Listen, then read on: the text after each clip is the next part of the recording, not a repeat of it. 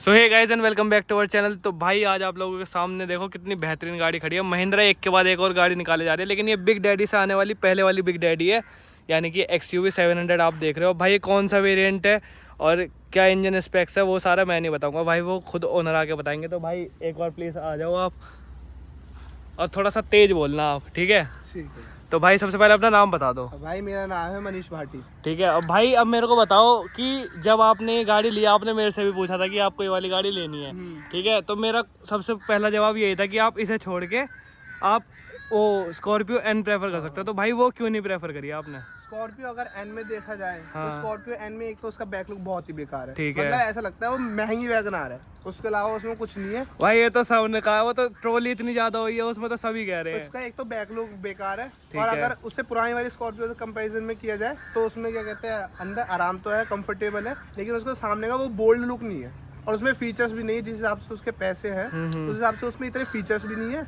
बस नाम बिकता है जो गाड़ी का कहते हैं ना, वो चीज़ है उसमें। और मेरे को एक चीज़ बताओ, इसमें जो पोजीशन है, जो कमांडिंग पोजीशन है, वो इसमें ज़्यादा है या फिर स्कॉर्पियो में ज़्यादा थी? भाई मुझे तो कमांडिंग पोजीशन स्कॉर्पियो में ज़्यादा लगी। स्कॉर्पियो में ज़्यादा थी, तो मतलब बिग डैडी वाले फील आ रही थी उसमें ज़्यादा आ रही थी या इसमें ज़्यादा आ रही है? भाई अब देखो स्कॉर्पियो बिक रही है, कुछ तो होगी, लेकिन उसमें फील अलग थी। उसमें मतलब बैठ के ऐसा लग रहा था कि हाँ किसी की छाती पे बैठे हो, इसमें भी फील आती है, लेकिन ये उससे थोड़ी सी नीचे। हाँ मतलब उससे हल्की सी आप डिफर कह सकते हो। अब मेरे को ये बताओ कि भाई ये पेट्रोल में है कि डीजल में है? भाई ये पेट्रोल में। और ये कौन सा वेरिएंट है?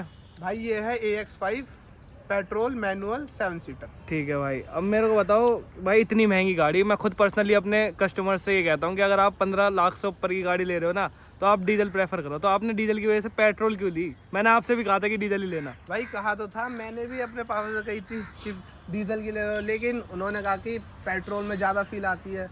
फिर उन्होंने बाकी हमारी बात भी नहीं मानी, लेकिन पेट्रोल में इसमें ये है ना, उसकी 5 साल की लाइफ भी एक्सटेंड होती है। वो 10 साल की है, मतलब 15 साल की खेल सारा लाइफ का था। लाइफ का भी था। ऊपर से मैंने उनसे माइलेज का भी कहा था, तो उन्होंने कहा माइलेज की तो कोई दिक्कत नहीं है, पैसा बहुत। तो मतलब गवर्नमेंट से ना ये कहना पड़ेगा कि अब तुम डीजल की लाइफ भी 15 साल कर दो, जिससे लोग 15 साल तक रख सके अपनी गाड़ी। है कहीं ना कहीं तो एक तरीके डिसएडवांटेज होता है। अगर इसकी रीसेल में भी जाएंगे तो डीजल से ज्यादा तो वैल्यू मिलेगी इसकी। तो अब तो एक और चीज भी आ गई है, दिल्ली में BS3 गाड़ी चलकानी है डीजल वाली। हाँ खैर ये भी है। तो अब मेरे को ये बताओ कि आपने पेट्रोल में ली, कितने किलोमीटर चला लिया ऑलमोस्ट? भाई ये मैंने लगभग 500 चला दी। 500 किलोमीटर चल गई। तो भाई मेरे को एक चीज़ बताओ, 500 किलोमीटर चलाने के बाद नॉर्मली अंदाजा लग जाता है कि क्या एवरेज गाड़ी की हम निकाल रहे हैं। तो आपको कितनी एवरेज निकल रही है इसमें?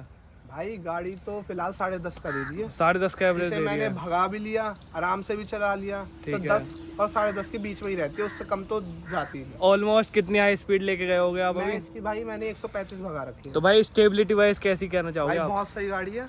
मतलब 135 भगा रहा था, ऐसा लगा जैसे 90 भगा रहा हूँ, फील ही नहीं हुई। अच्छा, एक पर्सनल ओवरव्यू, आपके पास पहले वैगनआर थी। हाँ। ठीक है, मैं भी वैगनआर से इतनी में आया था, तो मेरे को बहुत सारी चीज़ें डिफरेंस लगी थी। हैंडलिंग आ गई, बिल्ड क्वालिटी आ गई, इंटीरियर लुक आ गए, तो बहुत सारी चीज़ें होती हैं जो मतलब एक अपग्रेडेशन लेवल बहुत ज़्यादा बढ़ जाता है। तो आपको इसमें कैसा लगा? मतलब सनरूफ भी वाइड वाली मिल रही है आपको, आओ गाड़ी के अंदर बैठ के सनरूफ ही दिखाते हैं पहले। तो भाई ये अपनी मतलब जो बिग डैडी वाली फील आ रही है इसमें आ रही है सनरूफ में। बिग डैडी का नाम जो स्कॉर्पियो को दिया है भाई, उसमें कुछ मजा तो आया नहीं, क्योंकि सनरूफ तो उसमें वही तन्नक से दे रखी है, उसमें से निकल तो कोई सकता ही नहीं है, जहां तक मेरा मानना है। प्रैक्टिकली लाइफ में कोई निकल रहा हो तो वो बात अलग है, ठीक है? तो बाकी आप बताओ, आपको सनरूफ का जो यूटिलाइजेशन लगा है अभी तक, ये नहीं लगा है? नहीं, काफी यूटिलाइजेशन है। जैसे कि अगर छोटी सनरूफ होती है स्कॉर्पियो में, आप देखो यहीं तक की सनरूफ थी, तो उससे इतना ज्यादा अंदर लाइट नहीं आ पाती थी, जिसकी वजह ना चाहते हुए पीछे वालों को दिक्कत होती है। लेकिन इसमें इतना वाइड है कि लाइट जलाने की जरूरत नहीं है, पीछे आराम से सब में पूरे में लाइट हो जाती है। और अगर स्कॉर्पियो में भी देखोगे ना, तो यहाँ पे निकलने में दिक्कत होगी, क्योंकि उसका इतना ही पोर्शन है, या फिर इससे भी मेरे हिसाब से छोटा है। इसमें से आदमी 2 आराम से निकल जाएंगे, चाहे आगे से निकलो या पीछे से, लेकिन आराम से निकलते हैं। अब एक चीज और बताओ, कितने की पड़ी आपको लमसम ये लगाओ तो? भाई ये हमें राउंड ऑफ करके 21 की पड़ी। 21 की पड़ी। तो भाई एक चीज बताओ, 21 लाख रुपए आपने खर्च दिया, उसके बाद भी यहाँ पे आप देखना आपको मतलब मैनुअली देखने के लिए मिल रहा है। तो मैं क्या मतलब क्या मानूं, ये आपने कॉस्ट कटिंग हो रही है कंपनी की तरफ से, नहीं हो रही है? नहीं भाई देखो, कॉस्ट कटिंग तो बिल्कुल हो रही है, लेकिन ये भी नहीं कि पैसे बेकार ही जा रहे हैं, क्योंकि आप देखो इतने सारे फीचर्स इसकी प्राइस रेंज में किसी में नहीं मिलेंगे, इतना कंफर्ट किसी में नहीं मिलेगा। अब देखो कंपनी कहीं ना कहीं इतने सारे फीचर्स दे रही है, तो कहीं ना कहीं तो पैसे काटेगी। अच्छा एक चीज बताओ, महिंद्रा रिलायबल है या नहीं है? नहीं भाई, रिलायबल है। अब रिलायबल के नाम पे एक और चीज याद आई, मतलब देखो पूरी गाड़ी में क्रोम एसेंट आप देख कह सकते हो, सिल्वर एसेंट मिला हुआ है। हाँ। ठीक है, केवल ये डोर हैंडल के ब्लैक दिए हैं भाई। अब भाई देखो कहीं ना कहीं तो देखो वही बात है कि अगर कंपनी कुछ चीज देगी तो कुछ चीज घटाएगी। अगर वो अंदर प्रीमियम फीचर्स दे रही है तो बेसिक चीजें हटा रही है। ठीक है, अब मेरे को ये चीज और बताओ, ये जो अपना इंटीरियर है भाई, इतनी बड़ी डिस्प्ले दे रखी है इन्होंने।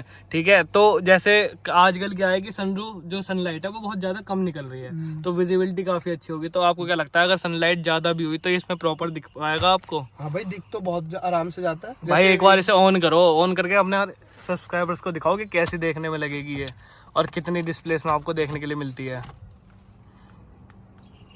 भाई काफी लेट सी नहीं लग रही, मतलब हल्का सा लैग सा नहीं लग रहा है इसमें? भाई लैग तो है, मतलब बिल्कुल वैसा लग रहा है ना, मतलब एकदम बिल्कुल धीरे से निकल के आ रही है।